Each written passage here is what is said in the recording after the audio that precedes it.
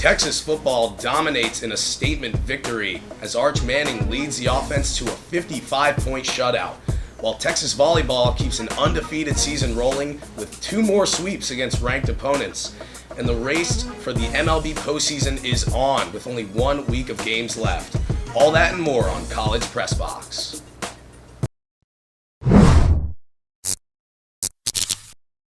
Good evening, and welcome back to College Press Box.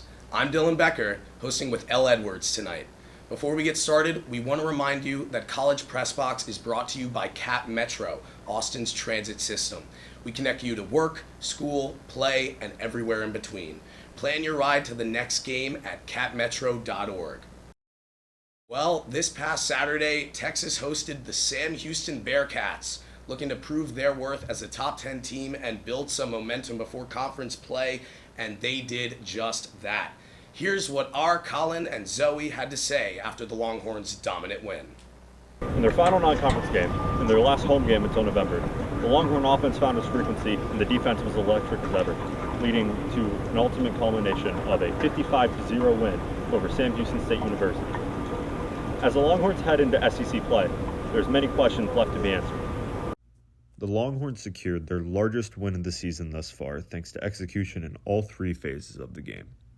It was a big day for Arch Manning and the offense as they combined for 607 total yards, including 343 through the air. Manning was 18 for 21 on pass attempts with 3 touchdowns, 2 of which were caught by sophomore Ryan Wingo. The running game also had plenty of juice, totaling 264 yards on the back of 4 separate rushers with 50 or more yards, resulting in 4 rushing touchdowns. The Longhorns' late down struggles were not a factor as they went 7 for 11 on third downs in the game. The Longhorns' defense more than held up their end of the bargain, allowing only 50 yards in the first half, 113 total yards, and holding the Bearcats to 2 of 16 on third and fourth downs. The pass rush did plenty of work, with the defense combining for 5 sacks and 10 TFLs. Jelani McDonald had a big day, bagging his 2nd interception of the season, along with 2 solo tackles, including a tackle for loss. Mason Shipley went a perfect 2 for 2 on the day, raising his season totals to 5 for 5. And Jack Bowmeister, with a little less action than the past few weeks, only punting twice, still averaged a season high of 53 yards between the 2 punts. Head coach Steve Sarkisian had this to say about the team's progress through the season. I've always felt like we were not going to be a finished product after 1 week, 2 weeks, 3 weeks, or 4 weeks. Like we were going to be a work in progress in early in the season in particular, and we'll be a work in progress as we grow through the SEC. With Arch Manning seemingly getting his swagger back, there is still a long road ahead with many bumps and a daunting SEC schedule. The Longhorns have a bye next week before they take a trip to the Swamp to start October, and there is still a lot of work to do if they want to accomplish their preseason goals. Signing off from BKR, I'm Colin Flickinger with TSTV Sports. The lights were on, but the Sam Houston Bearcats got shut out tonight by the Texas Longhorns 55-0 at DKR for the first at-home night game of the season. Arch Manning showed his most composed performance of the season thus far. He threw for 309 yards and completed 18 of 21 passes, silencing the noise around his name. He displayed confidence and poise throughout the game, all while having fun and really connecting with his offense. Ryan Wingo had a breakout game as well, ending the night with 93 receiving yards and 2 touchdowns, one of which was a 53-yard dime ball from Manning straight into the end zone. DeAndre Moore had a good game as well, following close behind with 79 receiving yards. Manning really let the emotion and pent-up frustration from previous games come out, and fans could feel the energy from the team. Unfortunately for the Sam Houston Bearcats, there was really nothing they could do. Texas defense was on its A-game and held the Bearcats to 7 first downs throughout the entire game and 0 points. The defense has stayed consistent throughout the first few games, and I expect them to continue getting stronger. We also got to see some more rushing action by the Longhorns from leading rushers like redshirt freshman Christian Clark, who scored his first career touchdown, and Jarrett Gibson. The team totaled 264 rushing yards, the highest this season. Here's what Coach Sark had to say about Manning's performance. We tried to play to his strengths today and utilize his legs in the low red, took our shots down the field. He got the ball out of his hands, and so all in all, it was a good game for him. But to me, it was a good week for him. You know, the build up to the game was reminiscent of the way he practiced. And so that's the goal, right? When you practice really well, taking practice to the game, and you have some success. Manning looked every bit the leader this team needs as they head into a bye week and SEC play coming up. This is Zoe Frigilana reporting from Darrell K. Royal Memorial Stadium for TSTV Sports. Well, what a game it was for the Longhorns, especially after all the doubt that has been surrounding this team. Let's go for the first time to Elle to help break down more from Texas's win. Elle? Thanks, Dylan. I'm here with Ayan Masud to talk more about Texas football. Welcome, Ayan. How are you doing tonight? Well, school is in full swing and I'm up to my shoulders with work, but I'm happy to be here talking Texas football after a dominant win. Dominant indeed. After a rocky start and a lot of criticism from the media, Arch Manning was able to surpass 300 passing yards this season. What did you make of Arch's performance against Sam Houston State? The first night game of the season always brings a lot of buzz to campus, and Arch certainly fed off of that energy at DKR in his best performance yet. I will acknowledge that the Bearcat defense quite literally is one of the worst in college football right now, but I can't fault Arch for showing off some of his swagger. It's like putting candy in front of a baby. The past couple of weeks have been a roller coaster for Arch and Longhorn Nation. Falling from number 1 in the preseason poll to now number 10, this was an evident get-right game, and Arch took great advantage of that. The young man is facing some of the most scrutiny in all of college football right now. I mean, Cade Klubnik is a senior, and his team has the opposite record of the Longhorns, but I guess that's just what happens when you have the Manning last name. Don't get me wrong, I was just as confused as you when Arch had 10 straight incompletions against UTEP, but it's fair to believe that that was the exception rather than the norm. Arch, without a doubt, has started the year slowly, but it is his first year starting, and this offense has a brand new look after losing so many players to the NFL. Some of the accuracy issues we saw over the past couple weeks improved, but the delivery could still be better. It's hard to nitpick things when you complete 18 of 21 passes, but I feel like this game will do wonders for the confidence of Arch Manning, but the connection that he has with his pass catchers. The missing spark between Arch and former five-star Ryan Wingo was to me the most concerning part of the offense other than Arch's slow start. But in this game, it didn't seem to be a problem. 2 of Arch's passing tuds went to Wingo, highlighted by a 53-yard moon ball to open up the second half. DeAndre Moore Jr. also had a team-high 5 catches in his return from a concussion. Moore Jr. will need to step up during SEC play when defenders get even more speedy and even more aggressive. All in all, I wasn't very impressed with Arch's performance, as this was the bare minimum, and given that he only played 3 quarters, I believe Arch's ceiling to be much higher than what I saw against a team that plays in the Conference USA. Yeah. Yes, I definitely agree. Although we saw major improvements with the fluidity of the offense this past game, the Longhorns still have something to prove as they kick off their first game of conference play. The Longhorns' next opponent are the Florida Gators, who, like Texas, have a bye this week, which means Florida will be coming into the next game off of 3 straight losses. Florida has 6 ranked opponents left on their schedule, including Texas. Having just played LSU and Miami, 2 teams ranked ahead of the Longhorns, many are stating that the Gators are primed for an upset. And if Billy Napier wants to save his season and potentially his job, it will start with the demise of the Longhorns. What does the defense have to do in the swamp in order to prevent that? As expected, the defense has been elite up to this point. I think a main reason that Texas was ranked number 1 in the preseason poll was in due large part to the amount of returners on defense. Keeping Michael Taft was major for this defense, not only from a leadership perspective, but a production standpoint. Taft leads the team through the first 4 games with 25 tackles. The secondary has been the best part of the Longhorns team as a whole. Malik Muhammad has come a long way since his freshman year, and Jelani McDonald has 2 interceptions in the past 2 games. McDonald has been a pleasant surprise for Longhorn fans.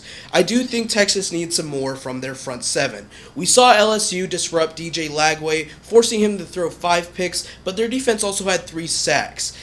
Putting pressure on the quarterback is the easiest way to force turnovers, and LSU did just that. Texas wasn't able to get any sacks week 1 against Ohio State, and while the defense played great, Julian Sain looked poised in his first start.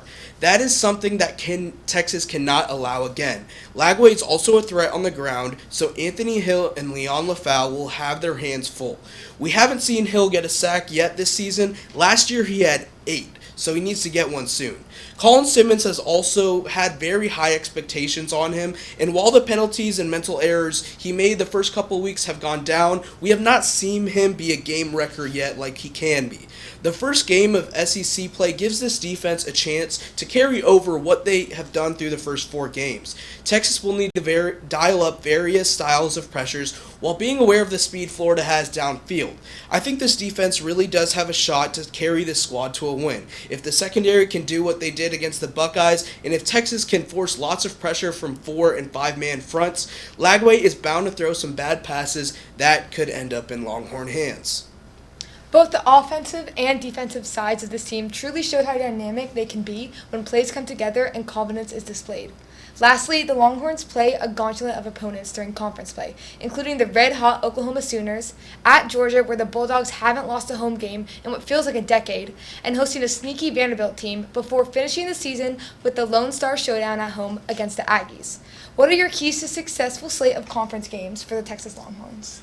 Obviously, a lot of people are going to say Arch is going to win or lose games for this team, and while I can agree with that, the biggest, the largest, and the most important factor going into SEC play is the run game. We saw OU take their former quarterback to the ground 9 separate times, and Auburn only had 67 rushing yards versus OU.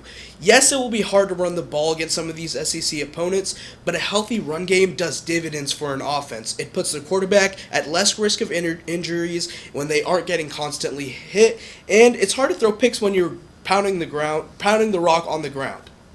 This past week, we saw a lot of depth out of the running back room, which was good, but to have CJ Baxter and Trey Wisner healthy means the Longhorns have their most experienced players on the field.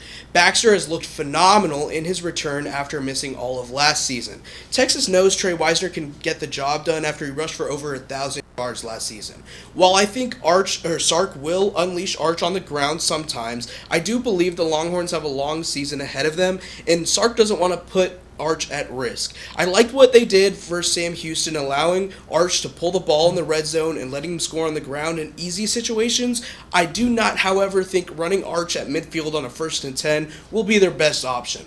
Like I said, Wisner and Baxter are the most experienced Longhorns and their best weapons. A dual-headed backfield can suck the life out of defenses. While they are allowed to sub when the offense does, old-school ground-and-pound style offenses drain a defense over the course of 4 quarters. We saw a lot of that in the Texas A&M game last year. Another key for Texas will be the young talent. We saw the impact of Colin Simmons and Ryan Wingo as true freshmen last year. Grayson Littleton has been that for the Texas defense so far. The young player has some great speed and is expected to get more reps as the season goes on. The Longhorns 2025 recruiting class had studs on top of studs when it comes to offensive firepower. I do not think we'll see much of Michael Terry or much of Jamie French this year, but Dalen McCutcheon has shown that he can be relied on as a true freshman. Parker Livingston has established himself very early on, but Texas needs to see Stanford transfer Emmett Mosley make an impact going down the stretch. He's been banged up, but as a true freshman at Stanford last year, he had a consistent impact that the Longhorns could weaponize into massive gains if he can stay healthy. The defense just needs to stay healthy and consistent, and Texas should be able to rattle off some marquee wins to add to their resume. Thanks for joining us again, Ayan. Let's send it back to Dylan at the desk. Solid work, Elle and Ayan. When College Press Box returns, we will take a deep dive into Texas volleyball this past week. Stay tuned. We'll be right back.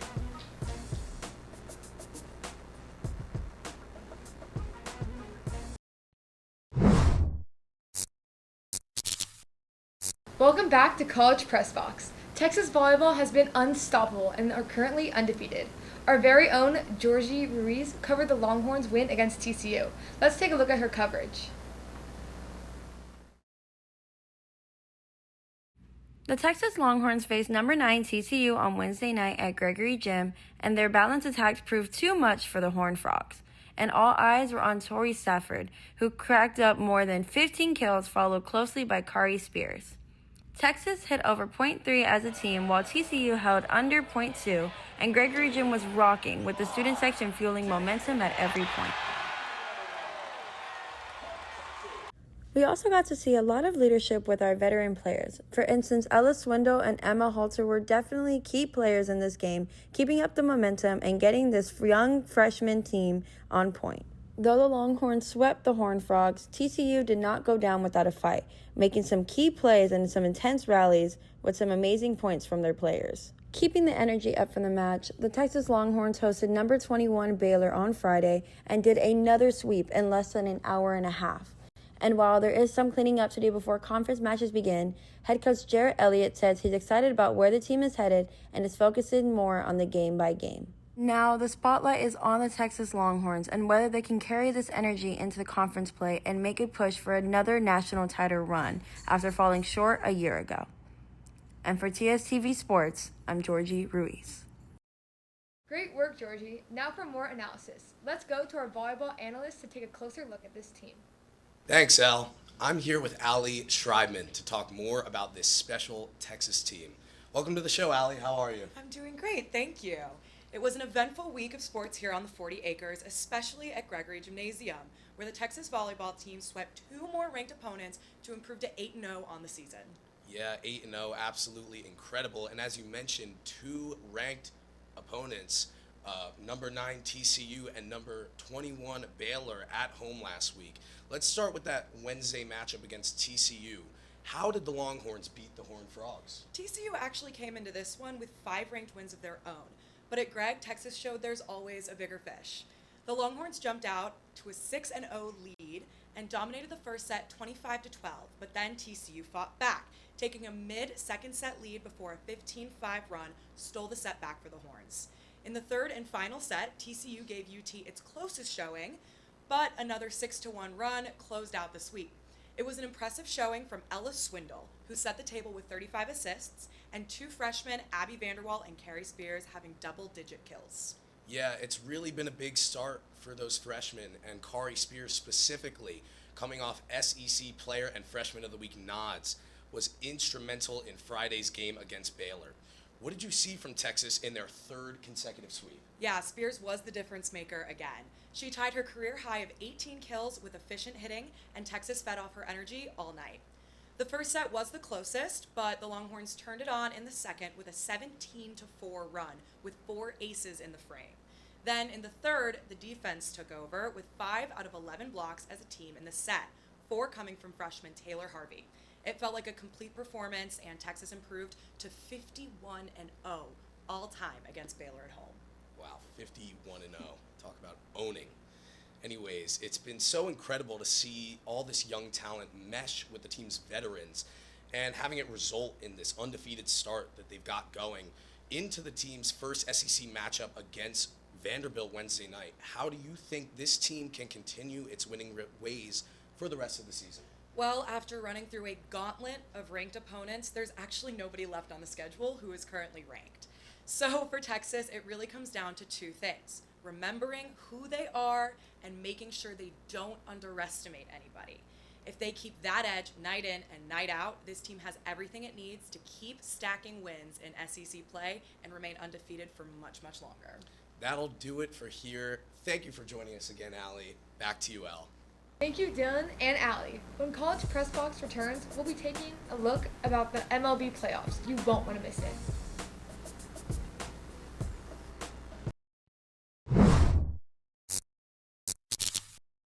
Welcome back to College Press Box. Well, October is coming, and with it, the MLB postseason. As teams gear up to make their playoff push, the battle for the final wild card spots is heating up. Let's send it over to Elle for more. Thanks, Dylan. I'm here with Grabiel Silva. How's it going, Grabiel? Well, other than being an Astros fan who had to endure what just happened over the weekend, I'd still say I'm doing pretty good. Yeah, Grabiel. Unfortunately for the Astros, the Mariners gave them a 3-game lead in the American League West. Changing gears for a second, what is the National League playoff race looking like? After another long MLB season, we're in the final week of games, and there are still 7 spots to decide. The teams who have already secured a spot in the postseason are the Milwaukee Brewers, Philadelphia Phillies, the LA Dodgers, Chicago Cubs, and the Toronto Blue Jays, who just clinched on Sunday. The first race we'll talk about is the National League, like you mentioned. Not much is really happening over there, with 4 out of the 6 playoff spots already clinched in the NL, and both the NL East and the NL Central have crowned a division winner. In the NL West, the Dodgers have clinched a wild card spot no matter what, but they are still trying to clinch their 12th division title in the last 13 years. The San Diego Padres are only 3 games behind the Dodgers, but with 6 games to go, it'll take a lot for the Padres to dethrone the Dodgers. In the wild card race, the Cubs have already secured a spot, and the aforementioned Padres are 5 games up on the final wild card spot, so they're firmly in the second wild card seed. The final wild card spot looked like it was going to be held by the New York Mets, but seemingly out of nowhere, the Cincinnati Reds have stormed back and are currently tied with the Mets for the final wild card spot. And a game behind both of those teams is the Arizona Diamondbacks. The Diamondbacks essentially sold at the trade deadline and were thinking of moving on to next year with some of their moves. Now all of a sudden they find themselves on the brink of making the postseason. Overall, with the teams that are currently in the field, the NL postseason could shape up to be one to remember. I'm certainly looking forward to see who clinches these National League playoff spots. Now, what is that American League playoff race looking like? Well, it has been a wild ride in what has really been a wide open American League this year. Let's start with the Detroit Tigers, who seemingly look like they were firmly in the driver's seat for a top 2 seed in the AL Central crown. They have lost 6 straight and are 1-9 in their last 10 games, while the Cleveland Guardians are 9-1 in their last 10 games and are just 1 game back from Detroit for the division lead. Cleveland was a team that was kind of middle of the pack most of the year, but like most playoff Cinderellas, they have gotten hot at the right time. The other race in the AL took place in the Wild Wild West. After the Astros surged in late June, injuries have caught up to them, and after sweeping the Rangers early last week, they ended up getting swept by the Mariners, and the Astros are currently on the outside looking in for the playoffs, something they haven't missed in almost a decade. The Mariners, on the other hand, are looking to clinch the division for the first time since 2001, and they are currently in possession of the 2 seed in the AL, which would give them a bye into the ALDS.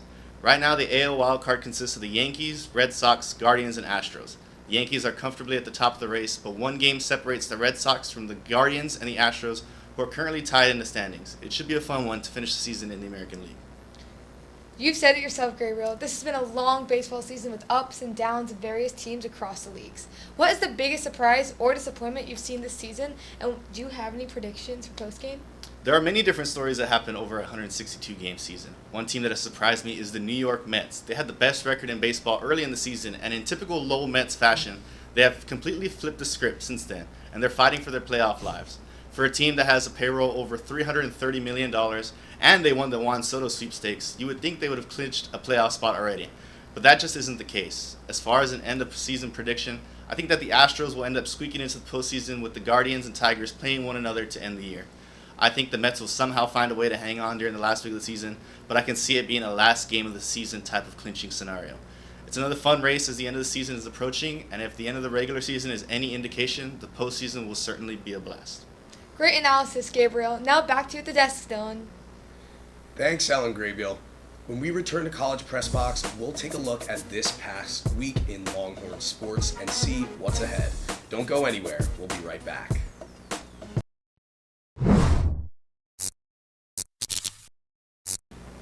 Welcome back to College Press Box. Let's take a look at this past week in Longhorn sports. Texas women's golf takes down Oregon at Jackson T. Stephens Cup. The team was tied through 8 holes until Farrah O'Keefe built a 3-up lead and shot a birdie on hole 12, putting Texas on the board. 2 other standout players were Lauren Kim and Angela Hill, who helped clinch the match for Texas. Lauren went as high as 4-up and tied the match 2-2 with a 2-1 victory. Angelina never trailed in her match and held on to 1-up for a victory to clinch the match for Texas. Graduate student Matt Comegis finished second in the men's Fighting Illini Golf Invitational on Sunday. Comegis shot 5 under par in 3 rounds, birdieing 5 times on day 2 and thrice on the final day. The Longhorns as a team finished 5th in the Invitational. Leo Nagebear crowned decathlon world champion. He won the men's decathlon for Germany with a score of 8,804 points and made history with the furthest discus throw at decathlon at 57.70 meters. The Longhorns now have won 3 decathlon world titles in the past 9 world championships. Now, let's take a look at this week in Longhorn sports. On Wednesday, the 24th, we have volleyball versus Vanderbilt, and then on Friday, Texas Volleyball will take on Missouri at 8 p.m., and then a soccer matchup versus Vanderbilt at 6 p.m. That will conclude this week's episode of College Press Box. Thank you for tuning in, and as always, please make sure to tune in to our other sports shows this week, including College Crossfire Wednesdays airing at 9 p.m. and the 1-0 Sports Show on Fridays at 11 a.m. Also, we invite you to follow our coverage on Instagram, X, TikTok, and YouTube at the handle TSTV Sports. Thank you to our analysts, everyone in Master Control, our executive producer, Kendall Ugnar, and our reporters in TSTV Sports. I'm Elle Edwards, he's Dylan Becker. Thank you for watching and have a good night.